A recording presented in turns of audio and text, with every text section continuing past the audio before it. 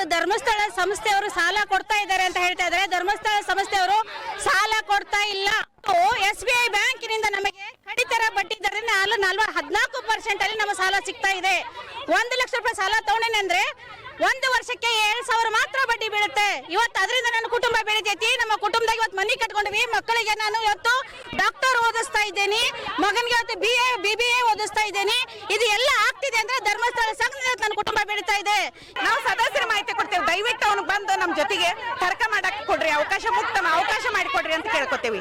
ಯಾಕಂತಂದ್ರೆ ನಮಗೆ ಸಂಘದೊಳಗೆಲ್ಲ ಸಮಸ್ಯೆ ಮಾಡ್ತಾನವ, ನಮಗೆ ಸಂಘದೊಳಗೆ ಸಮಸ್ಯೆಗಳಾಗತ್ತವ. ದಯವಿಟ್ಟು ನಮ್ಗೆ ಅವ ಕ್ಲಿಯರಿಟಿ ಕೊಟ್ಟು ಹೋಗ್ಲಿ.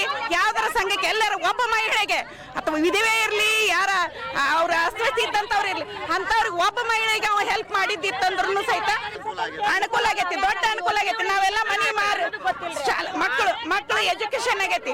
ನಾವ್ ಇವತ್ತು ಡಾಕ್ಟರ್ ಮಾಡೇವಿ, ಮಕ್ಕಳನ್ನ ಇಂಜಿನಿಯರ್ ಮಾಡೇವಿ, ಮಕ್ಕಳಿಗೆ ಓದಿಸಿ ಮನಿ ಮಾರಿ ಕಟ್ಕೊಂಡು ಇವತ್ತು ದುಡಿಮೆ ಒಂದು ನಿರಂತರವಾದಂತ ದುಡಿಮೆ ಮಾಡ್ಕೊಂಡು ನಾವು ಇವತ್ತು ನೆಮ್ಮದಿ ಜೀವನ ನಡೆಸಾಕತ್ತೀವಿ.